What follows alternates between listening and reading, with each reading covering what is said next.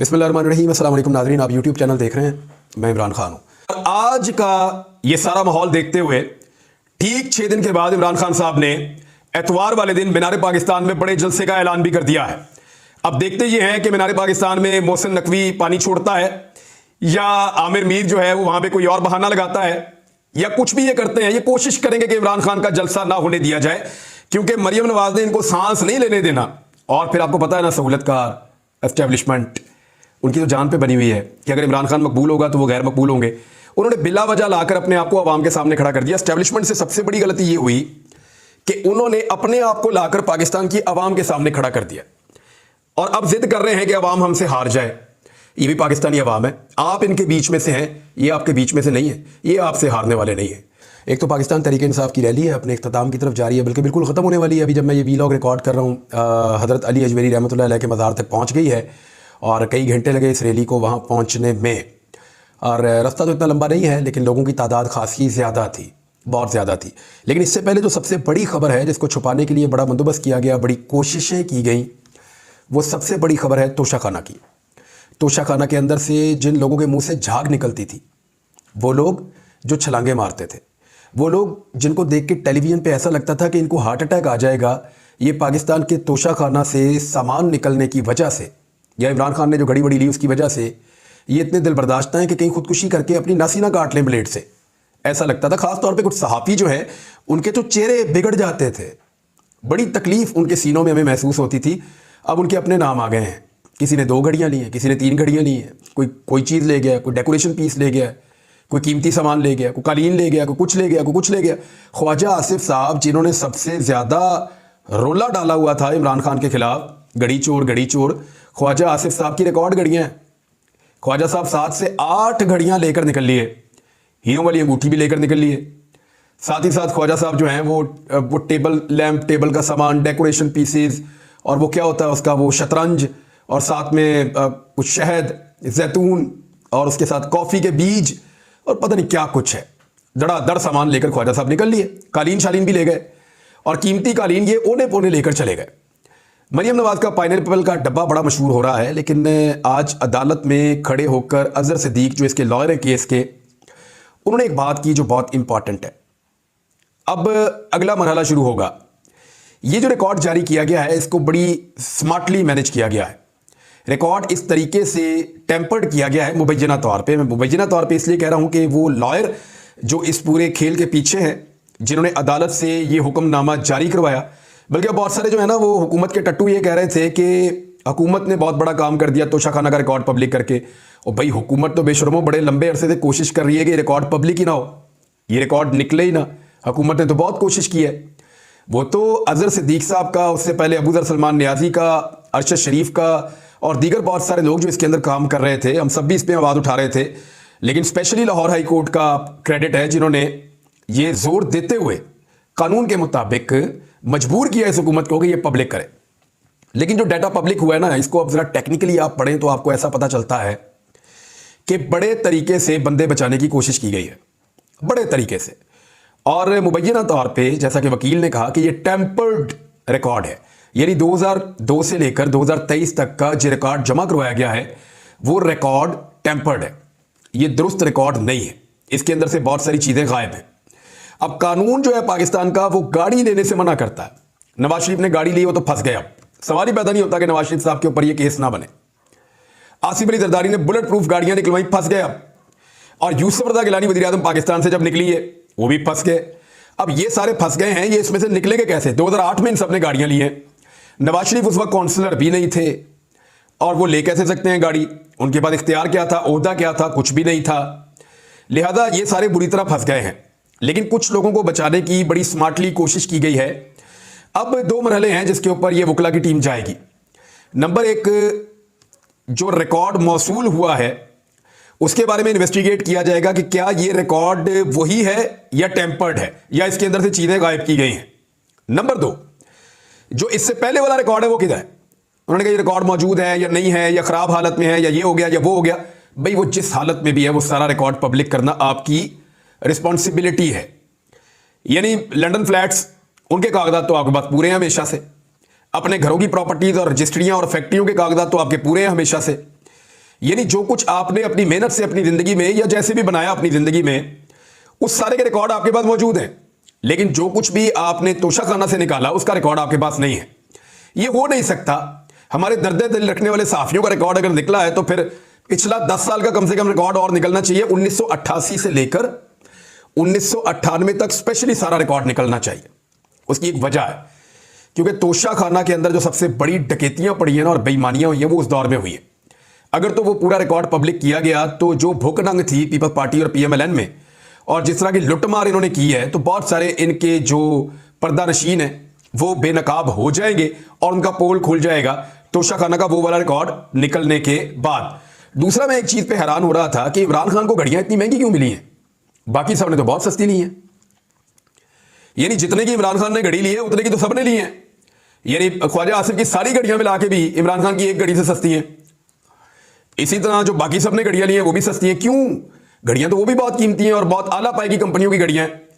वजह यह है कि वो जो घड़ियां हैं उनका जो तखमीना लगाया जाता था वो ओने पोने लगाया जाता था उस दौर में, और जानबूझ के मुबैना तौर पे कीमतें कम रखवा के उसकी कम कीमत अदा करके सरकारी खजाने के ऊपर जो है वो वहां पे डाका डाल के और निकाल कर ले जाते थे तोशाखाना से सामान। अब तोशाखाना से अच्छा नीलामगर आपको पाकिस्तान में कहीं नहीं मिलेगा, जहां कीमती इंपोर्टेड सामान आपको मिल जाता है 4% पे, 5% पे, 10% पे, 15% पे और मैक्सिमम 20% पे। इमरान खान ने फिर बाद में 50% कर दिया। अब किसी का दिल ही नहीं करता सामान लेने को, क्योंकि इतना महंगा हो गया है, अब कोई लेना ही नहीं चाहता। लेकिन आप ये देखें कि अब सामान कितना महंगा हो गया, 50% पे चला गया है। इसी बात का सबको गुस्सा है कि आइंदा तो हम तोशाखाना में से ले कुछ नहीं सकेंगे, तो इसी में इमरान खान को फंसाने की कोशिश करते हैं। अब बयानिया ट्विस्ट किया जा रहा है, बदला जा रहा है। कैसे? जरा एक गौर से सुनिए। जो बयानिया पहले था वो ये था घड़ी चोर, अब तो सारे ही घड़ी चोर हो गए। कोई परफ्यूम चोर है, घड़ी चोर है, कारपेट चोर है, प्याला चोर है, डेकोरेशन पीस चोर है, बेडशीट चोर है, हर चीज लेकर चले गए वहां से। और लकड़ी के बक्से तक नहीं छोड़े, वो तक उठा के तोशाखाना से ले गए। तो ये जो पहले इमरान खान पे इल्जाम लगाते थे घड़ी चोर, अब ये जाएंगे घड़ी फरोश के नए बयानिया के ऊपर। ये कहेंगे घड़ी बेची क्यों? तो भाई जो सामान आप सबने लिया वो भी आपने पैसे देकर लिया ना, उसको अपने गोशवारों के अंदर आपने साबित किया या गोशवारों के अंदर आपने उसको जाहिर किया। और जो सामान आपने लिया वो कहां है, लाइए दिखाइए। कभी भी नहीं दिखा सकेंगे, क्योंकि नॉर्मली ये सामान जब लेते हैं तो ये या तो गिफ्ट कर देते हैं या अपनी कलेक्शन के अंदर ये लोग रख लेते हैं और कीमती सामान को अपने पास रखते हैं। 6 लाख में मेहरान गाड़ी नहीं मिलती, नवाज शरीफ ने मर्सिडीज ले ली है, अंदाजा करें आप। और 6 लाख के अंदर उस वक्त जब ये ली थी नवाज शरीफ ने 2008 में 6 लाख के अंदर मेहरान गाड़ी नहीं मिलती थी, और नवाज शरीफ ने 2008 में 6 लाख के अंदर मर्सिडीज गाड़ी ले ली थी, बहुत कीमती वाली। अंदाजा करें आप इनका फ्रॉड ये इस मुल्क के साथ जो इन्होंने किया है, और फिर इनके ऊपर केस भी नहीं बनता। यानी आज इमरान खान साहब के 2 केसेस के अंदर वारंट गिरफ्तारी जारी है। जरा दोनों केसेस पे आप गौर करें। एक तोशाखाना की फौजदारी कार्रवाई करनी है, इमरान खान साहब पेश नहीं हो पा रहे और वो सिक्योरिटी की वजह से वहां नहीं जा पा रहे। उनको पता है कि वहां पे उनकी जान को खतरा है, तो रैली के अंदर भी इमरान खान साहब ने बड़ा मोहतात तरीके से वो अपनी गाड़ी के अंदर ही मौजूद रहे हैं और यहां पे उन्होंने खुद सिक्योरिटी का बंदोबस्त किया है। पुलिस ने उनको यहां पे भी सिक्योरिटी फराहम नहीं की। तो बात यह है कि तोशाखाना के मामले में जो फौजदारी कार्रवाई है उसमें अब तो पूरा मुल्क ही तोशाखाना के अंदर दंगा हो गया। लेकिन इमरान खान के वारंट गिरफ्तारी जो है नाकाबिले जमानत जारी कर दिए गए हैं। ये 29 मार्च को पुलिस ने कहा, जी पुलिस को कहा गया कि लेकर आओ इमरान खान को। दूसरी खबर यह है कि जो सेशन कोर्ट के जज का नाम लेकर इमरान खान साहब ने जुमला बोला था तो उसको धमकी करार दिया गया था, जिसपे इमरान खान साहब अदालत में गए, जज साहबा मौजूद नहीं थी। इमरान खान साहब ने वहां पे जाकर कहा कि जज साहबा आए तो उनको जरूर बताया जाए कि मैं आया था और उनकी दिलादारी हुई मेरे जुमलों से, तो मैं माजरत करने आया था। ये इमरान खान साहब को निजाम ने मजबूर किया और उन्होंने जाकर यह भी कर दिया।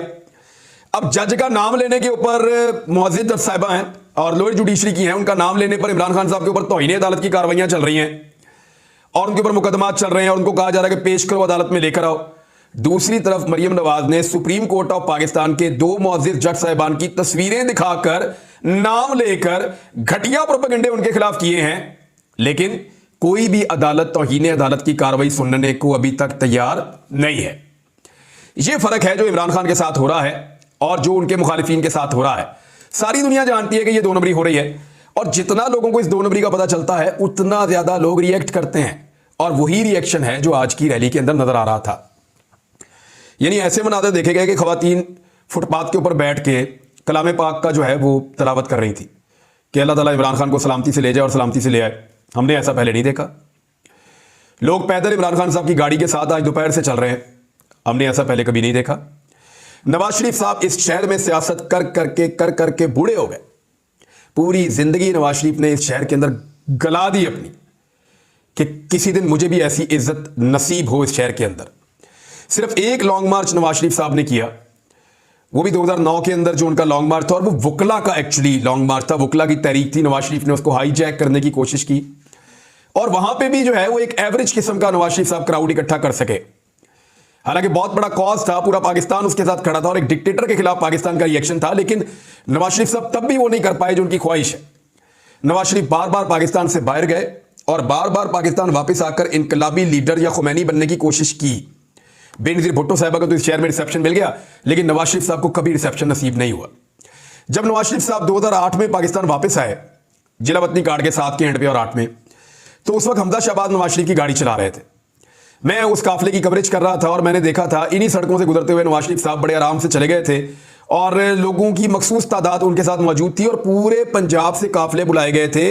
लगभग 1 महीने तक पूरी तैयारियां की गई थी, सबको यहां पे बुलाया गया था। बड़ी कोशिशें करने के बावजूद भी जुलूस गायब हो गया। और मियां साहब की गाड़ी तक जब दिल करता था हम पैदल चले जाते थे, जब दिल करता था मियां साहब को ऐसे देख के पैदल वापस आ जाते थे, जब दिल करता था इनकी बुलेट प्रूफ गाड़ी के पास जाके इनकी फिल्म बना के हम पीछे आ जाते थे। रश ही नहीं था। ये मुझे अच्छी तरह याद है, नवाज शरीफ साहब 10 साल जिला वतनी काट के वापस आ रहे थे, तब भी लोगों ने मियां साहब को घास नहीं डाली, अंदाजा करें आप। और जब मियां नवाज शरीफ साहब और मरियम नवाज दोबारा आए, जिसको वो कहते हैं बेटी का हाथ पकड़ के गिरफ्तार होने आ गया, वो पूरी पार्टी मियां साहब की मिन्नतें कर रही थी कि मियां साहब 2018 के इलेक्शन में बेड़ा गर्क हो गया पूरी पार्टी का, आके गिरफ्तारी दो, अगर आप अभी से पाकिस्तान से बाहर भागे रहेंगे लोगों ने वोट भी नहीं डालने हमें। तो मियां नवाज शरीफ साहब जब वापस आए पाकिस्तान, तो शहबाज शरीफ साहब, मैंने उस दिन सहाफी बहुत सारे बैठे हुए थे, लाइव ट्रांसमिशन चल रही थी, तो मैंने वहां पे उनको ये क्लेम किया था जावेद चौधरी साहब को भी कि मैं सहाफत छोड़ दूंगा अगर शहबाज शरीफ साहब कैंट में दाखिल हो गए तो। उन्होंने कहा आप इतने यकीन से कैसे कह सकते हैं? मैंने कहा मुझे शहबाज शरीफ पे पूरा यकीन है, ये कभी नहीं जाएंगे कैंट में। और शहबाज शरीफ साहब जो है उन्होंने गवर्नर हाउस भी क्रॉस नहीं किया, ये मैंने क्लेम किया था। सारे जो सहाफी सपोर्टर थे पीएमएलएन के, वो बड़े बदमजा हुए थे उस दिन, और नवाज शरीफ साहब को फिर जेल जाना पड़ गया। तो ये सूरत हाल हमने बार बार देखी। नवाज शरीफ साहब ने बड़ी कोशिश की लाहौर उनका इस्तकबाल करे, लेकिन लाहौर ने उनका कभी इस्तकबाल किया नहीं। मुझे क्यों निकाला ये कह के नवाज शरीफ साहब जब लाहौर आए, तो तब भी लोग, हमने देखा कि दाता दरबार के बाहर उनको करना पड़ गया, इसलिए कि वहां पे पहले हुजूम होता है, थोड़े लोग वहां से इकट्ठे कर लिए, थोड़े वहां से इकट्ठे कर लिए। 5-5 हजार के नोट लोगों को देकर, ये बाकायदा सबूत मौजूद है, 5-5 हजार के नोट लोगों को देकर बुलाया जा रहा था, फिर भी लोग नहीं आ रहे थे।